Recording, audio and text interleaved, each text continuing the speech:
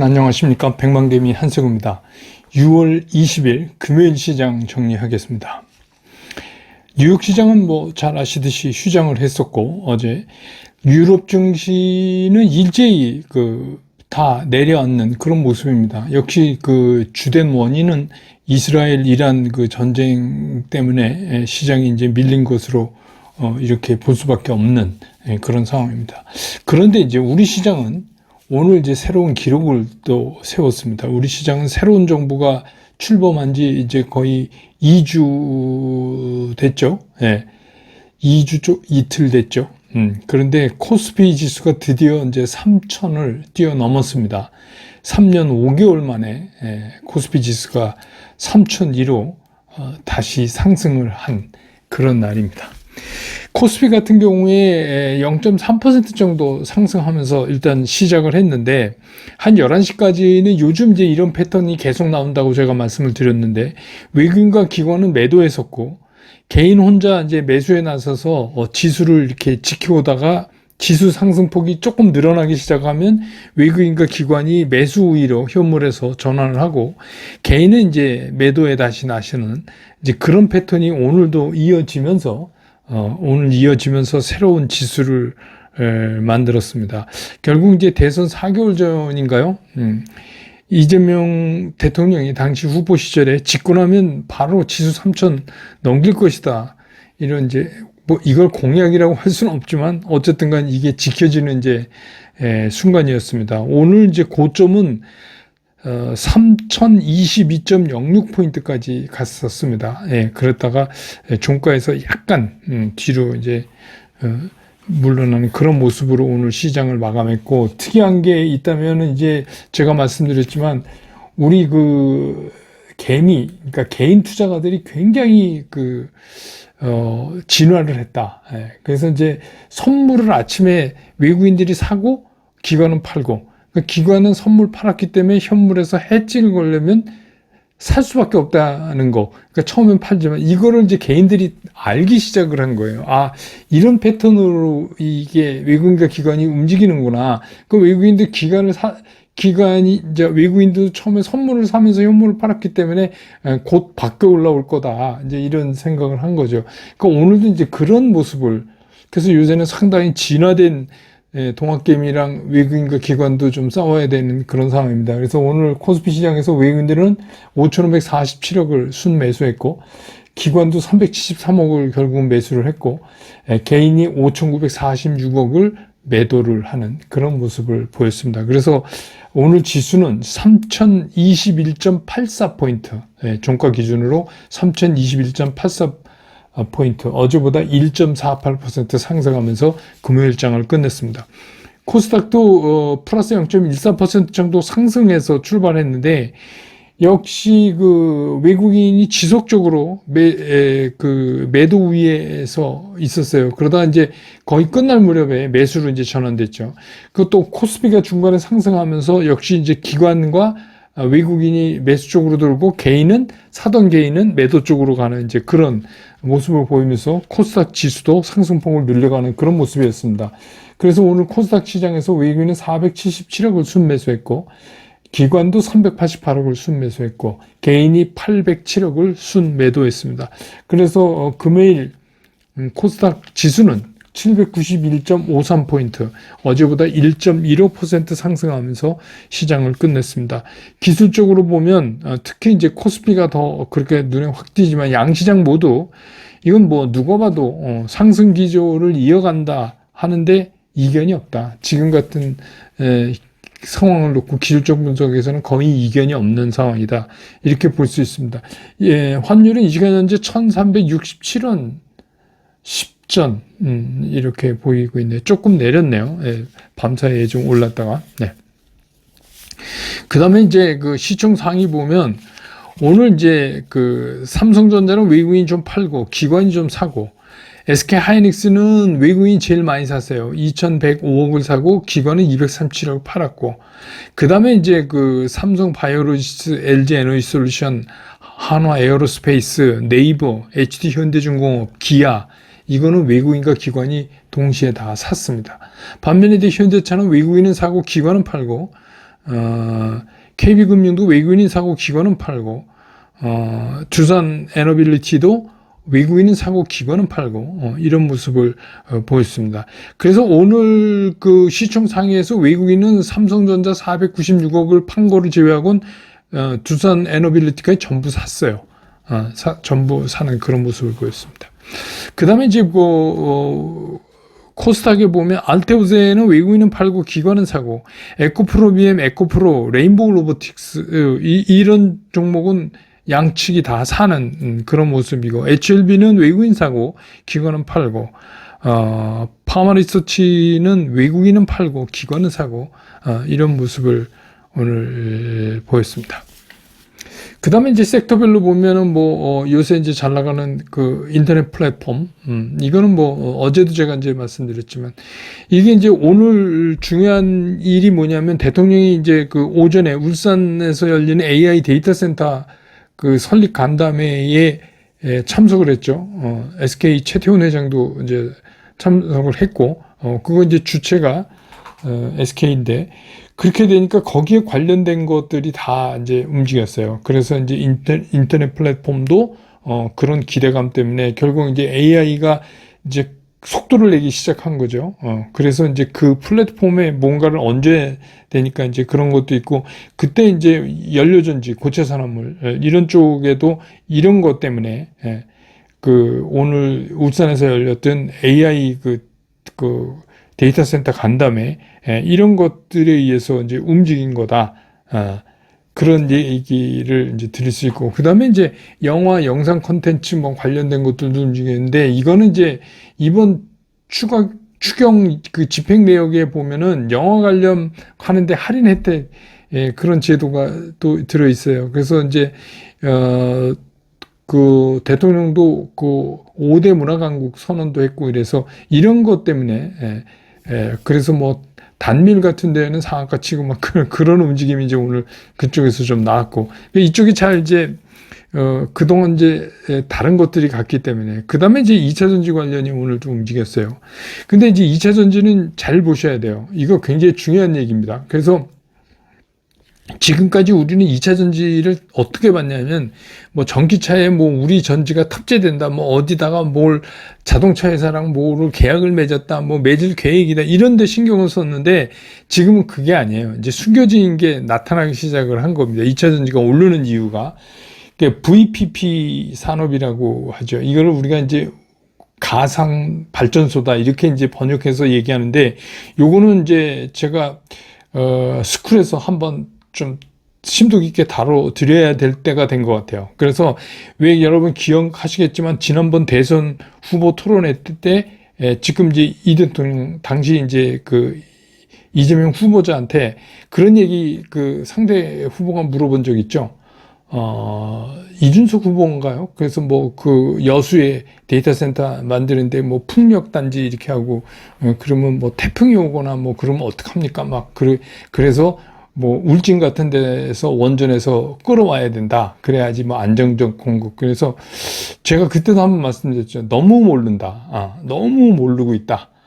그런 얘기 하면서 제가 이제 GNC 에너지인가요? 그 얘기도 하면서 그런 거 하는 회사도 있고 하는데, 오늘 이제 그게 드디어 나타나기 시작을 한 겁니다. 이게 VPP 산업이라는 게 가상 발전소. 그때 당시는 이재명 후보죠. 후보가 아예 그 답변을 잘 안 했어요. 왜냐하면 너무 모르고 있으니까 좀 할 필요가 없다고 생각한 것 같아요. 그래서 드디어 이제 이게 나왔어요. 그러면 이거는 지금까지 우리가 생각하던 2차 전지랑 조금 궤가 달라요. 그래서 이제부터는 2차 전지도 조금 다른 각도에서 보기 시작해야 된다. 사자 그런 얘기가 아니라 이제부터 지켜봐도 된다. 그게 진짜 이루어지나. 고체 산업물 연료전지도 같이 그런 얘기입니다. 그 다음에 이제 화장품 같은 거 실적이 워낙 뒷받침되고 향후 호황을 이어가는데 별 문제가 없으니까. 그 다음에 이제 면세, 음반, 여행 이런 거는 이제 중국 관광객 급증을 기대하면서 이런 거고, 로봇도 그냥 단순 산업화된 로봇, AI 로봇 뭐 이런 거 마찬가지고, 그다음에 바이오시밀러도 오늘 움직인 거는 미국이 이제 그 생물보안법 이거를 이제 FDA가 현실화시키기 시작을 했기 때문에 상대적으로 우리한테 좀 기회가 많이 오지 않겠느냐. 그러면서 이제 반도체. 반면에 이제 오늘 뭐 지역 화폐라든지 해운 뭐 원전 뭐 이 건설 이런 거 정유 이런 것들은 오늘 좀 쉬어가는 상대적으로 그런 모습을 보였습니다. 그래서 오늘 시장의 특징을 그냥 정리해 보면 우리 시장은 상승 쪽으로 방향은 이미 정했다. 그렇지만 이제부터는 속도감의 문제만 남아 있다라는 거를 보여준 날이 아닌가 이런 생각이 듭니다.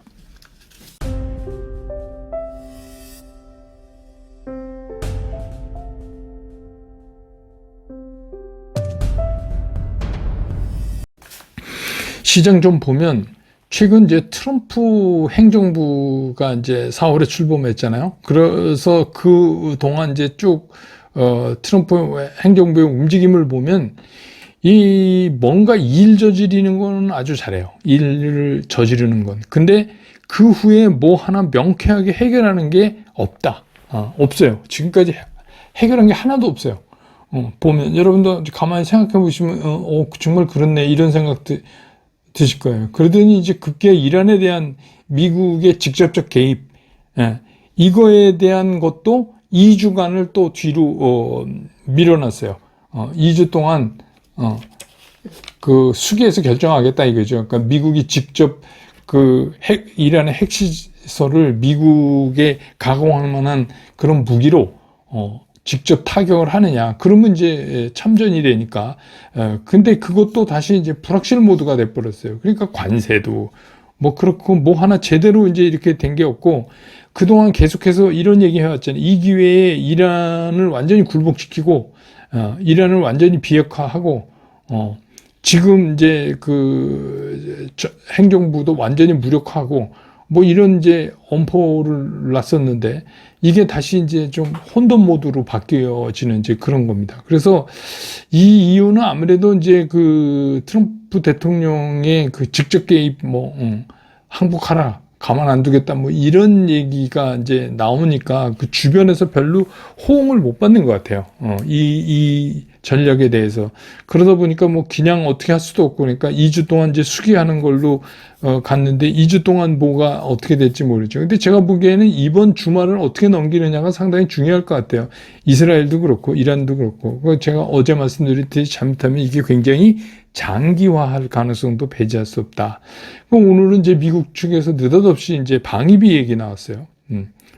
그래서 우리를 포함한 이제 우방국들도 국방부 방위비를 GDP의 5%까지 늘려야 된다. 뭐 이제 이런 얘기가 또 나왔습니다. 그러니까 이제 어떤 생각이 드냐면 뭐 관세도 그렇고 방위비도 그렇고 이번에 뭐 이란 문제도 그렇고 뭐 이렇게 엄포 팍 놓고 그러는데 제대로 해결하는 게 하나도 없기 때문에 많은 상대 국가들이 별로 이렇게 신경을 이제 점점 덜 쓰는 것 같아요. 결국은 못하는구나.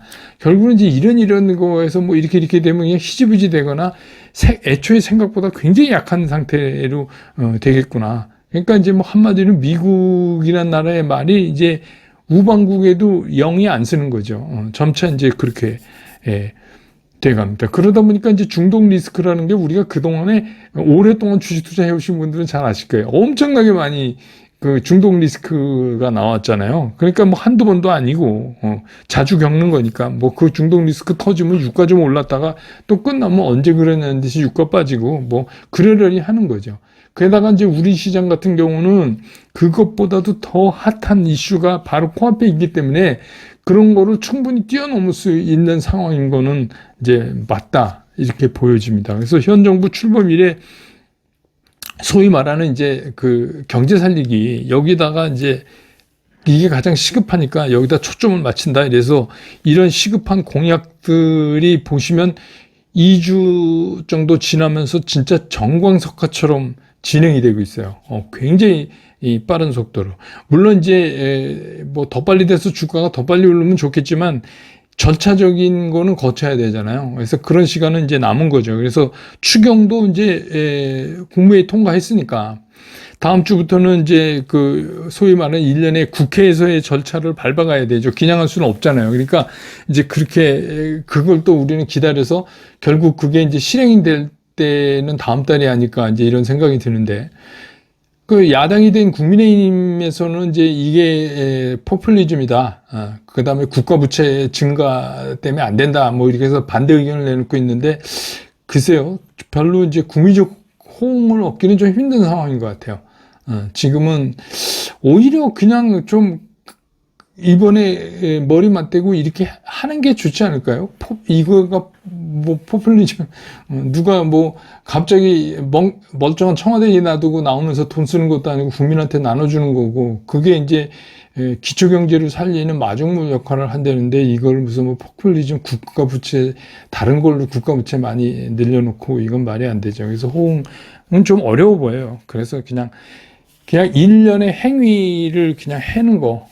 이제 우리 정치도 그런 거 좀 안 했으면 좋겠다 싶은데, 역시 그렇네요. 그래서 이거는 이제 제가 오늘 말씀드린, 제가 또 이런 얘기하면 또 좌빨 얘기한다 그러는데 그런 게 아니고, 뭐 그런 얘기는 이제 투표 때 하시면 되고, 여기서는 주식시장, 그러니까 주식시장으로 보면 이게 포퓰리즘이나 국가채무 증가나 이게 문제가 아니라 어떻게 해야 주가가 오르느냐, 이제 이게 중요한 거죠. 그래서 우리 시장 앞에는 앞으로 어쨌든 간 이 우리가 끌고 가야 될 주요 산업, 국제 경쟁력을 갖추어 나가는 주요 산업에 드라이브를 거는 정책들이 줄줄이 이어지고 있어요. 그러니까 기존의 강세를 띠는 조선소부터 시작해서 새로운 분야인 AI까지, 그런까지 망라해서 이제 정책들이 계속해서 지금 나오고, 계속해서 정책 위반을 한다고 계속 나오고, 뉴스에 나오고 있잖아요. 그래서, 그리고 또 유동성 공급도 국회 절차는 남았지만 이제 대기하고 있고. 그래서 이제 뭐 그 후에 또 걸맞는 제도에 바꿔지는 거, 상법 개정을 포함해서 이제 밸류업 뭐 그런 것들도 계속 줄 이어서 이제 나오게 돼 있고. 그러니까 어떻게 보면 주가가 오르는 거는 당연한 거예요. 그러니까 기정사실화 돼 있는 거죠. 주가는 오르는 방향으로 기정사실화 돼 있는 거예요. 그래서 이 말씀을 왜 드리냐면, 그 어떤 시장도, 어떠한 시장도 수급이 좋아지는데 주가가 빠지는 그런 시장은 존재하지 않습니다. 그러니까 그 어떤 것보다도 가장 강력한 게 수급이에요. 그래서 오히려 6월보다 7월 시장이 더 좋을 수 있어요. 그 이유가. 저는 이제 그렇게 보는데, 다만 이제 상승하는 속도의 문제는 좀 있죠. 오늘은 이제 뭐 대통령이 울산 가서 뭐 얘기 중에 뭐 지수 3천 얘기도 하고, 그래서 그런 것도 조금 뭐 영향을 좀 받은 것도 있고, 뭐 그렇겠죠.